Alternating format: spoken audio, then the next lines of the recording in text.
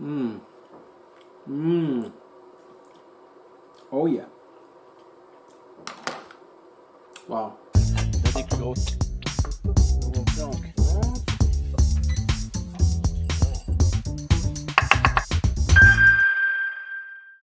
bonjour tout le monde. Aujourd'hui, on va faire une paella. Alors, une bonne paella, c'est espagnol. On va la faire avec des crevettes, des petites saucisses et puis du riz évidemment. Donc, c'est quelque chose que je trouve vraiment bon. Et on va faire ça dans une poêle en fonte. Alors, super grosse poêle en fonte. Mais grosse, il y en a des plus grosses que ça, là, mais... Alors, on va avoir besoin de crevettes. On va faire dégeler les crevettes.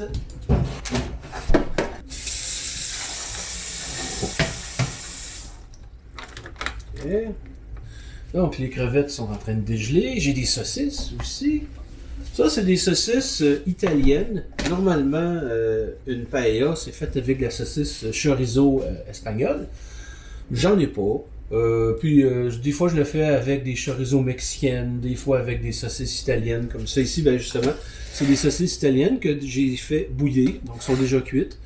Donc, ce que je vais faire, c'est que je vais les faire rôtir un petit peu pour leur donner un petit peu de couleur, un petit peu de goût, un petit peu plus. Donc, on a besoin de quoi? On a besoin de une livre de crevettes, c'est en train de dégeler, de l'huile d'olive, oui, du bouillon de poulet, bouillon de poulet. J'en ai liquide puis j'en ai en poudre. Je sais pas lequel que ça prend, mais sortons celui-là. Sel et poivre. Saucisse italienne. Quart d'oignon blanc en petits morceaux. Je pense que j'en ai déjà de couper. Ouais, il en reste un petit fond, ça va être parfait. L'oignon blanc. Ensuite de ça, de l'ail. Une boîte de riz Goya jaune. Le riz jaune, ouais. Habituellement, j'achète pas de choses déjà faites, là, mais pour la paella, j'aime bien utiliser ce riz-là. Le riz jaune, style espagnol. Riz jaune, style espagnol de Goya. Voilà, voilà. Des pois congelés. C'est bon, j'en ai des pois congelés tantôt. Je les décongèlerai seulement au besoin. Pas au besoin, mais à la dernière minute. Puis j'ai du persil pour garnir. Parfait. Donc, première étape, on va préparer les crevettes, mais elles ne sont pas encore tout à fait dégelées, je pense. Pas tout à fait encore. On va essayer de dégeler encore un peu. Qu'est-ce qu'on peut faire en attendant? On peut préparer, commencer les saucisses. On va avoir de la poêle en fonte ici, puis on va faire un petit bouillon de crevettes. Et j'ai pas ma petite casserole pour faire mon bouillon. Ah bon, on va le faire là-dedans. La casserole est un petit peu plus grosse, mais c'est pas grave. Voilà, fait que ça va être notre bouillon de crevettes. Ça va être la paella.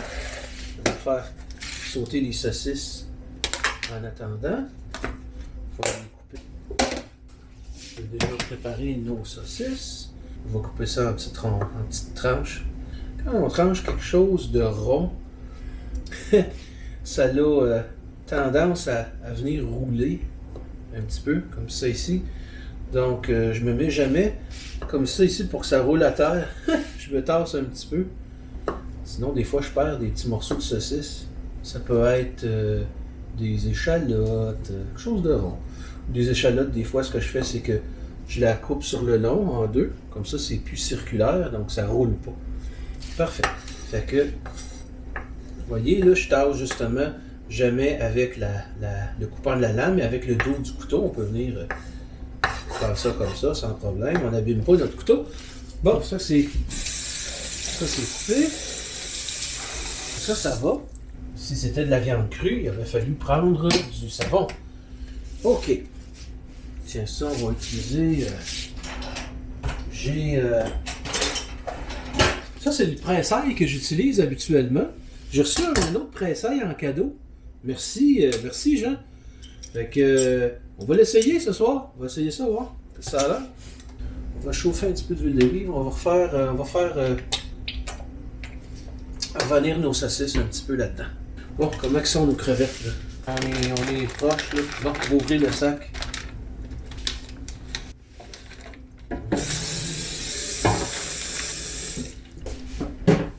Bon, ben, on va. C'est des crevettes. Je sais toutes sortes de choses différentes des fois. Donc, ça, c'est des crevettes papillons. Ils sont déjà coupées. Ça va être intéressant. Vu qu'elles sont en papillon, elles vont paraître plus grosses sur le dessus de la paella. Habituellement, je ne prends pas des crevettes papillons, mais là, ça ne dérange pas. Quand on va avoir fini avec ça, là, je vais passer les mains à l'eau chaude, parce que là, c'est frais en tabarouette. Là, on conserve les carapaces de crevettes. Là, mon huile doit commencer à être pas mal chaude. Pas tout à fait. Et c'est glacial. Ça va vraiment être difficile de travailler dans les cuisines. Ok, on réchauffe les doigts un peu. Oh my god. J'ai les doigts gelés. Oh ouais, ça fait du bien ça. Bon, faire un bouillon de crevettes avec les écailles de crevettes et huile d'olive. On va partir le feu ici aussi. Oui, où avais-je la tête? J'aurais pu partir ça. Un petit peu d'huile d'olive, d'accord. 2 tasses et quart de bouillon de poulet. Du bouillon de poulet. 2 cuillères à thé par tasse. Donc 2 tasses, donc 4 cuillères à thé. 1, 2, 3, 4. Petite affaire de plus.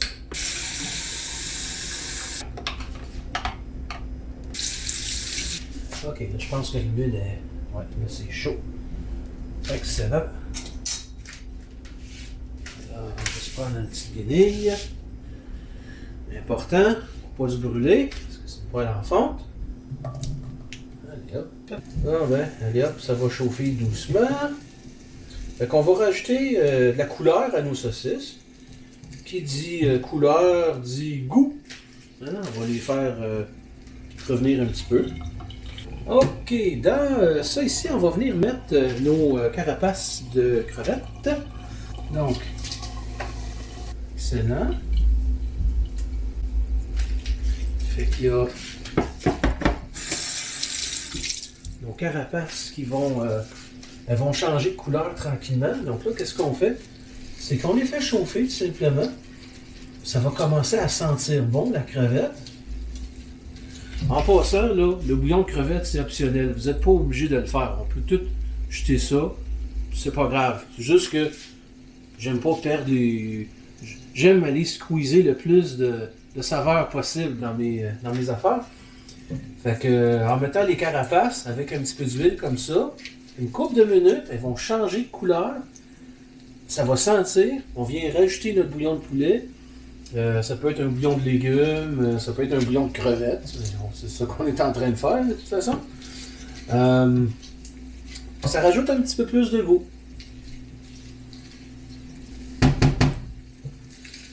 Voilà. Ok, on continue. On va les laisser dorer encore un petit peu plus longtemps. On continue de préparer les affaires. Donc, next, ça va être les oignons. Après ça, ça va être l'ail. On va rajouter notre bouillon là-dedans. Donc, on va venir mettre ça ici. Voilà. Excellent. Donc, on va monter une petite affaire pour rendre à ébullition. Ensuite, on va être capable de venir réduire. On va ajouter oignons. On va rajouter les oignons. Et vous, là, fait que là, la saucisse, elle a un certain gras aussi. Il y a l'huile d'olive, mais il y a le gras de saucisse. Fait que ça vient tout s'amalgamer ensemble. On voit déjà une petite coloration sur les oignons. Et c'est à cause du gras. C'est pas à cause que les oignons sont colorés. Ils ne sont pas tombés encore. Ils ne sont pas encore ramollis, puis ils sont déjà colorés.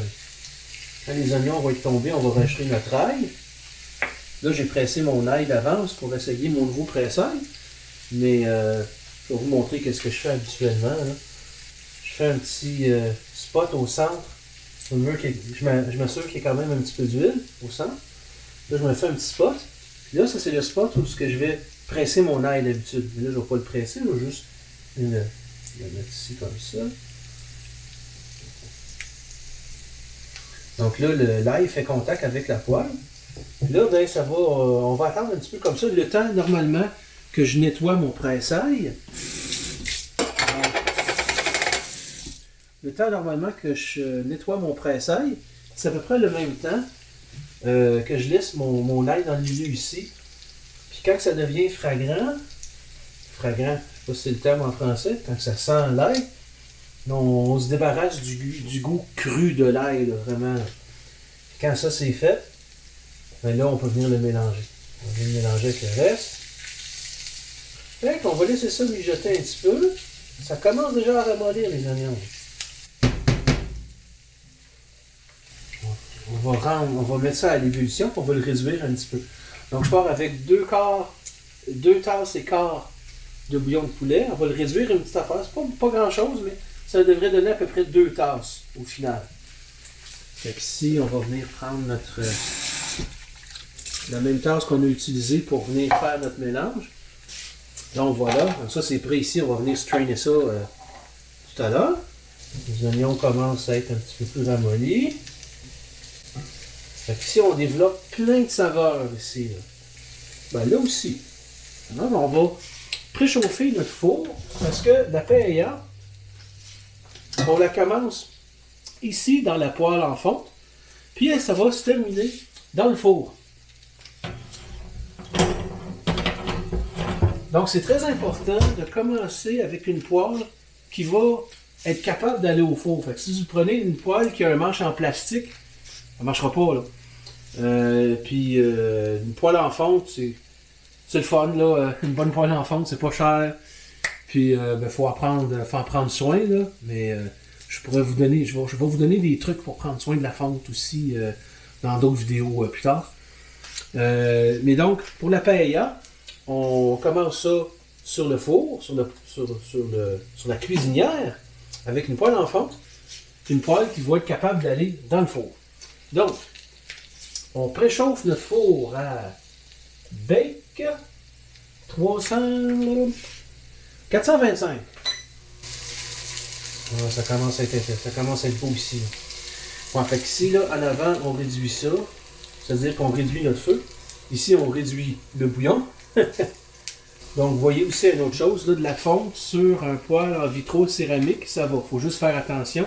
Je ne commencerai pas à prendre la poêle en fonte puis faire tourner mes affaires là, comme ça parce que c'est de la fonte sur la vitrocéramique, ça ne me tenterait pas de briser quelque chose. Donc, on met ça puis on remue avec une spatule, une cuillère, quelque chose. Faut pas exagérer quand même. Là. Bon. Ici, c'est déjà salé. Là. Ici, on va mettre un petit peu de sel poivre.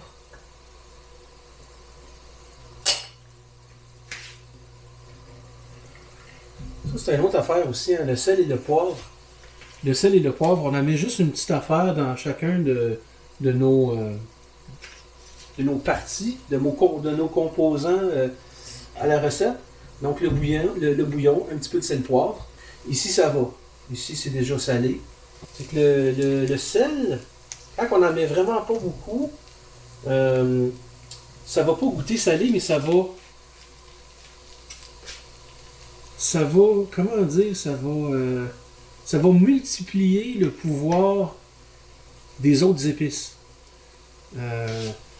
Si on a une certaine quantité d'épices, on fait juste mettre un petit peu de sel, puis on dirait que les épices goûtent encore plus. Mais ça ne goûte pas salé. C'est pour ça que c'est important de saler une fois de temps en temps à différentes étapes dans nos recettes. Bon, ça c'est pas mal prêt. Ici c'est pas pire aussi. On peut arrêter ça. On va strainer ça. Ça va nous faire un petit peu plus que 2 tasses. On va en garder juste 2 tasses pour la recette. Mon Dieu, c'est parfait. On a pile poil 2 tasses. Voilà.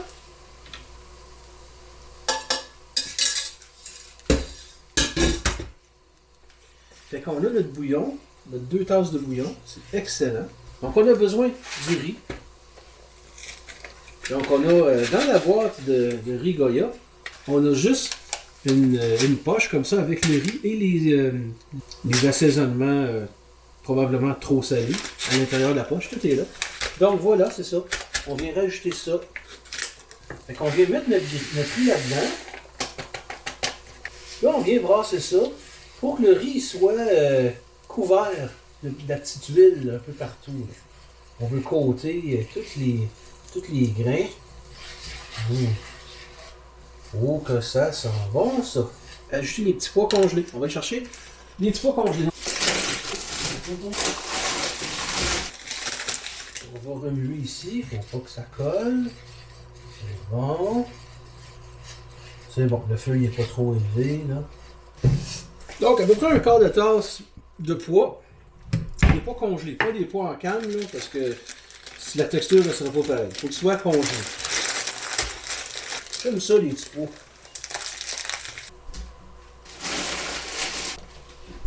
Ajouter les pois congelés, remuer, aplatir le tout. Donc, on met nos pois congelés. Bon, on va mélanger nos petits pois pour qu'il y en ait un petit peu partout. Là, on va essayer de faire une couche uniforme. Ok, donc on va prendre nos crevettes. On va venir déposer nos crevettes par-dessus.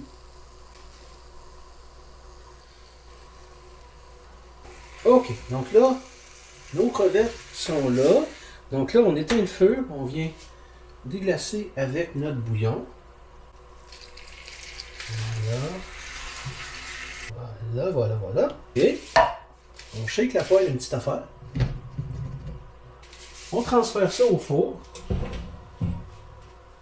Doucement. Et voilà. C'est parti. Donc là, c'est dans le four. Ça va cuire dans le four à 425 pendant 20-25 minutes. 20-25 minutes. Donc pendant que ça cuit, on en profite pour nettoyer un petit peu.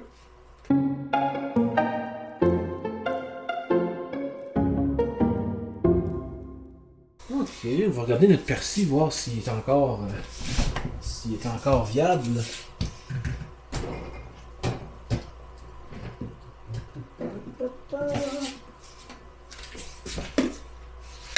Il y en a encore un petit peu qui est correct. Voilà. Donc on se prend un petit peu de persil. On va venir hacher un petit peu de persil pour mettre par-dessus. Donc il y a des branches qui sont plus bonnes, il y a des branches qui sont là. Ça, une autre affaire, là, c'est vraiment incroyable. J'ai des bidules comme ça. C'est des... comment dire? Je sais pas comment ça s'appelle, mais c'est des bidules qu'on met nos herbes dedans. Il y a un petit peu d'eau dans le fond. Et l'herbe est dans un genre de grillage. On peut ouvrir ici, on met notre herbe, on referme ça, on met ça là-dedans, on met un peu d'eau dans le fond, puis notre herbe, nos herbes, ils se conservent pas mal plus longtemps. C'est vraiment impressionnant. Le persil, là, ça fait plus qu'un mois qu'il est dans le frigidaire, puis il est encore bien utilisable. C'est vraiment surprenant. La coriandre, j'en utilise beaucoup. Puis un bon 3 semaines dans le frigidaire là-dedans. C'est quand même surprenant. Bon, on va hacher un petit peu de persil.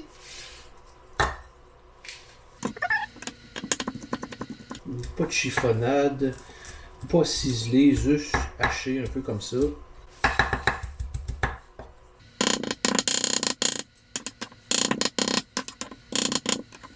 Voilà, il y a des petits morceaux, des morceaux plus gros. Parfait. Bon. Ça commence à sentir bon. Ça, c'est le genre de recette que on peut mettre un sous-plat au milieu de la table. On vient mettre ça dans le milieu de la table. Tout le monde se sert. Fait que, ben c'est sûr que moi, j'habite seul. Fait que je mets ça au milieu de la table puis il y a juste moi qui me sert. Évidemment, ça en fait plus qu'une portion, là.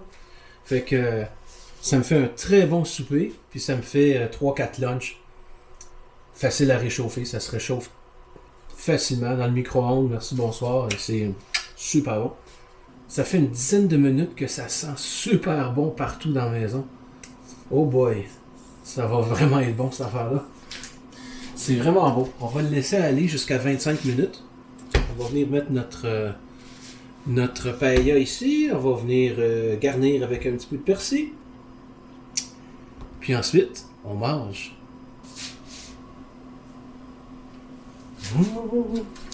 Ça va être bon! Bon, il reste 30 secondes, je suis plus capable d'attendre. Arrête le timer. On sort ça de là. Une belle paella. Voilà. Donc on vient garnir avec un peu de persil. Ok.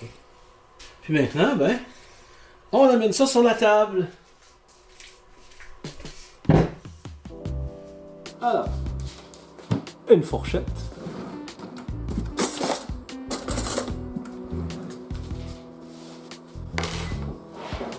Wow, ça a l'air bon ça. Oh là là. Bon ben. Oh wow, c'est beau là-dedans. Le riz est bien cuit jusque dans le fond. Puis il reste un petit gras, une petite affaire, un petit peu d'huile dans le fond de la poêle. Un petit peu de bouillon dans le fond. Fait que tout le bouillon, les 2 tasses de bouillon, ils ont toutes été absorbés par le riz. Le riz est bien cuit. C'est juste parfait. Ah, ça sent tellement bon là.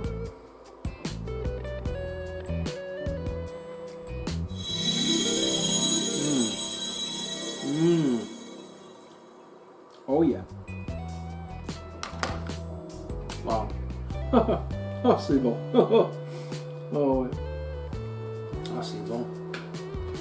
La saucisse italienne, ça peut être de la chorizo, avec les petits pois, avec le riz, les épices, c'est vraiment bon. Ben, encore une fois, merci d'être là. Donc on a fait une paella espagnole aujourd'hui. Je vous encourage à faire ça parce que c'est facile. Pas obligé de faire tout le bouillon de carapace au début, là. Et puis on va se revoir dans d'autres vidéos, évidemment. Donc merci d'être là. Puis à la prochaine dans d'autres recettes. Salut tout le monde.